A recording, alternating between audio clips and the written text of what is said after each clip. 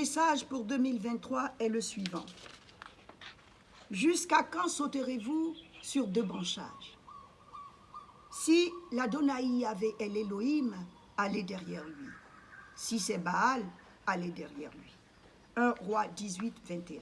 Pour cette année 2023, âme vivante, le Seigneur vient te demander de faire un choix décisif quant à ta pratique religieuse.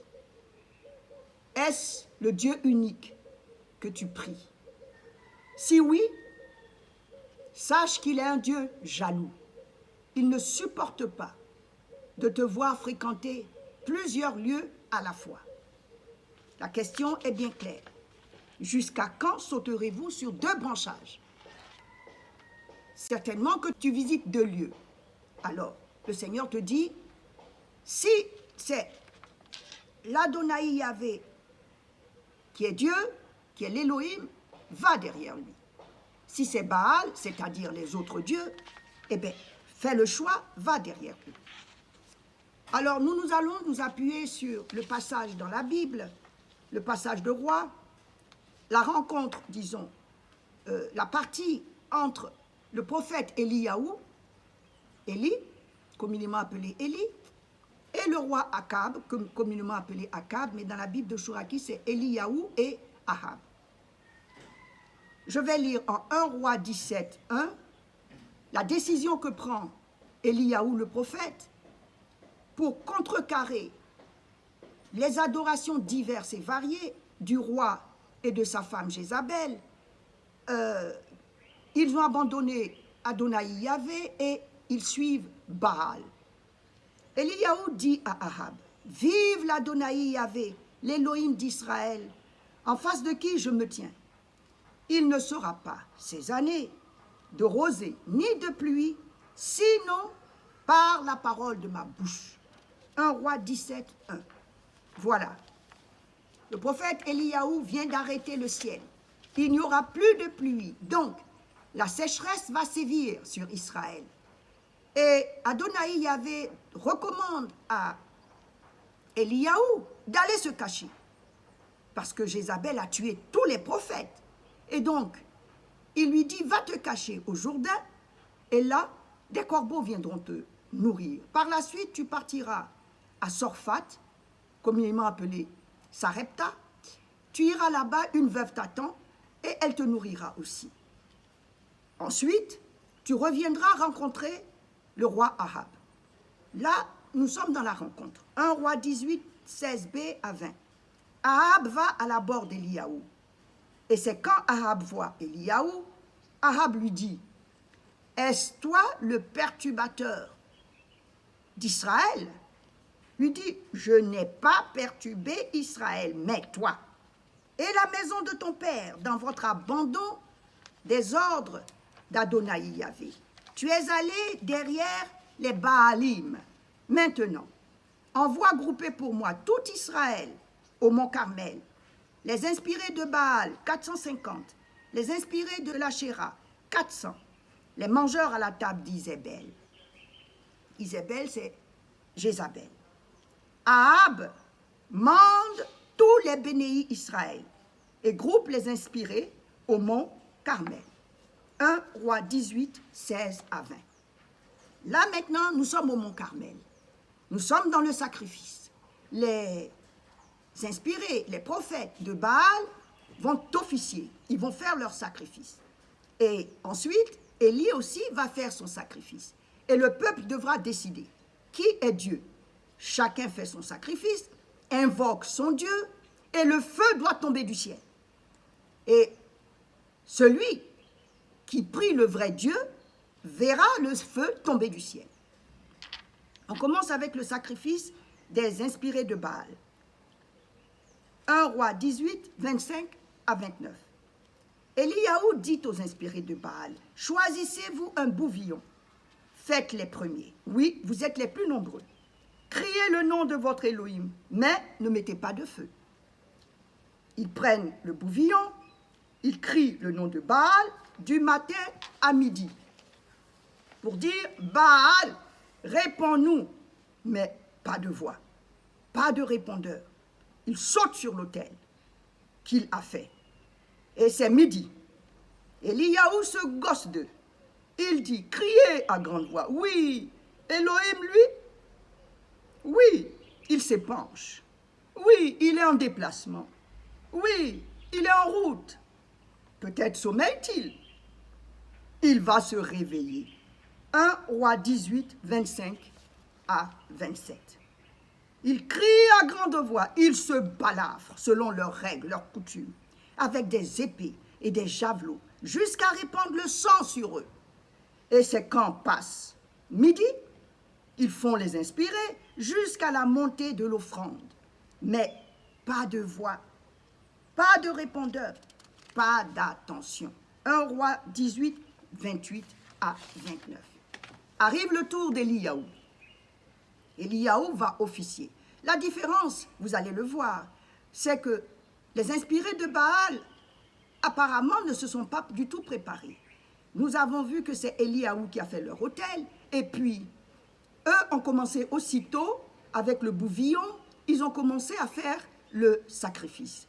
Eliyahu, vous allez voir, c'est toute une organisation, toute une préparation, et c'est fait avec beaucoup d'ordre et de discipline. Eliyahu dit à tout le peuple, avancez vers moi. Il répare l'autel cassé de Adonai Yahvé. Effectivement, l'autel avait été cassé par Ahab et son épouse Jézabel. Eliyahu prend 12 pierres, selon le nombre des rameaux des Bénéi Jacob, à qui la parole de Adonai Yahvé fut pour dire « Israël sera ton nom ». Il bâtit de pierre un autel au nom d'Adonai Yahvé. Il fait une rigole autour de l'autel. Il range les bois, morcelle le bouvillon, le met sur les bois et dit qu'il remplisse 4 cruches d'eau et qu'il les fasse couler sur les montées et les bois. Il dit qu'il double. Il double. Il dit qu'il triple. Il triple. Et c'est la montée de l'offrande. Eliyahu s'avance et dit Adonai Yahvé, Elohim d'Abraham, d'Ishak et d'Israël. Aujourd'hui, ils pénétreront que tu es, oui, toi, l'Elohim d'Israël, et que moi, ton serviteur, j'ai fait toutes ces paroles par ta parole. Réponds-moi, Adonai Yahvé, réponds-moi que ce peuple pénètre, oui, toi, Adonai Yahvé, l'Elohim d'Israël, toi qui as fait tourner leur cœur en arrière. 1 Roi 18, 35, 37. Voilà, nous avons vu, Eliyahu s'est préparé, il a fait l'autel, il a fait une rigole, il a placé les pierres, il a placé le bois, il a placé ensuite le bouvillon, et il a vraiment pris le temps de demander au peuple de mettre de l'eau, et beaucoup d'eau, beaucoup d'eau, certainement pour montrer qu'il ne triche pas. Et donc, nous avons vu qu'avec les inspirés de Baal, il n'y a pas eu de répondeur. Avec Eliyahu, qu'en est-il? Est-ce que Dieu va répondre? Est-ce que Adonai Yahvé va se manifester? Eh bien, en 1 Roi 18, 38, le feu de Adonai Yahvé tombe et dévore la montée, les bois, les pierres, la poussière et lèche l'eau de la rigole. Le peuple voit. Ils tombent sur la face et disent Adonai Yahvé, lui l'Elohim. Adonai Yahvé, lui l'Elohim. Eliyahu leur dit saisissez les inspirés de Baal. Pas un d'entre eux n'échappera. Ils les saisissent. Eliyahu les fait descendre au torrent de Kishon et les égorge là. 1 Roi 18, 38 à 40. Voilà, âme vivante, nous allons conclure. Le message est un message très court et donc nous allons conclure en vous rappelant les différents messages que le Seigneur a donnés. De 2019 à 2020, le Seigneur nous a appelés à la conversion. Il nous a demandé en Colossiens 3, 1 à 17, de penser aux choses d'en haut. Il faut se convertir. Il faut oublier les choses terrestres.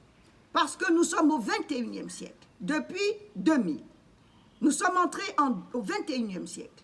Et pour le premier quart de siècle qui s'écoule, nous devons nous convertir pour pouvoir arriver en 2025 véritablement convertis, afin que nous puissions bénéficier des grâces particulières qu'il y a dans ce siècle. Tous les siècles ont une grâce.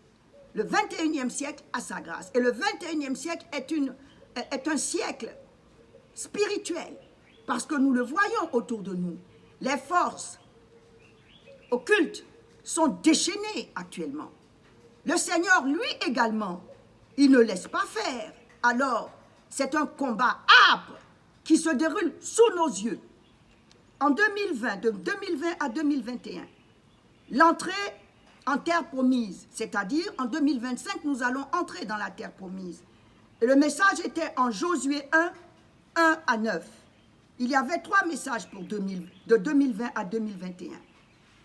Le deuxième message, il nous demandait de ne pas nous irriter lorsque nous voyons les méchants autour de nous réussir. Ensuite, en Jean 11, nous avons eu la résurrection de Jean. C'était pour le message de 2020 à 2021.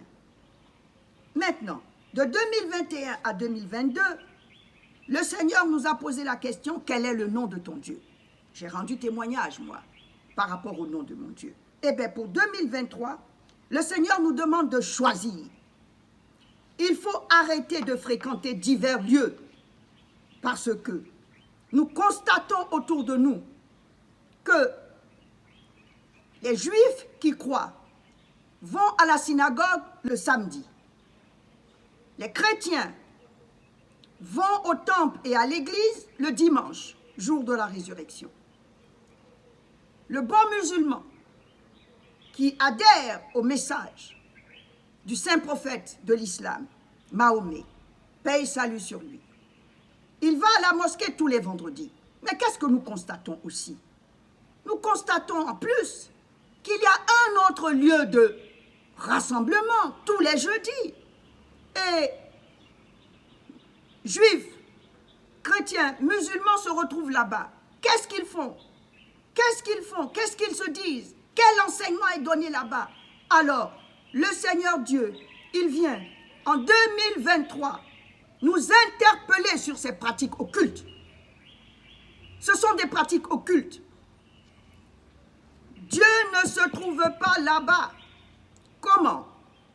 Si l'un dit Jésus-Christ est Dieu, l'autre dit Jésus n'est pas Dieu, mais comment pouvez-vous accorder? Pouvez-vous vous accorder? Et qu'allez-vous dire ensemble? Il n'y a rien qui soit vrai. Tout ce que vous allez dire, ce sont des arrangements humains que vous faites. Le deuxième plan, le plan B, et ceci et cela, beaucoup de choses, beaucoup de paroles, la magie, l'hypnose, tout ça c'est satanique. Lorsque notre Seigneur Jésus-Christ agit, il n'agit pas par magie. Non, c'est le surnaturel qui intervient. Alors, il y en a qui font croire que c'est par magie. Alors, ils font la magie. Non. Dans la Bible, dans le Nouveau Testament, nous avons vu, lorsque le chrétien qui est converti, il vient avec tous ses livres de la magie, il vient les brûler devant la face de tout le monde. Il abandonne ses pratiques de magie. Il abandonne ses pratiques d'hypnose. Tout cela est satanique. Cela ne reflète pas le visage du Dieu unique. Alors, le message de cette année, c'est ça. Le Seigneur vient interpeller toute âme vivante. Ressaisis-toi. Refuse la facilité. Refuse les compromissions. Refuse d'aller dans ces lieux qui sont des lieux de la ténèbre. Il n'y a pas de lumière là-bas. La vérité ne se trouve pas là-bas. La vérité, c'est Jésus-Christ. Rejoins notre Seigneur et notre Dieu Jésus. Pour toi qui es chrétien, je m'adresse à toi, âme vivante. Viens et prends la Bible. Conforme-toi aux enseignements de la Bible. Conforme-toi à la parole de Yeshua. Conforme-toi à ses ordres et tu vivras. Au nom de Yeshua. Amen.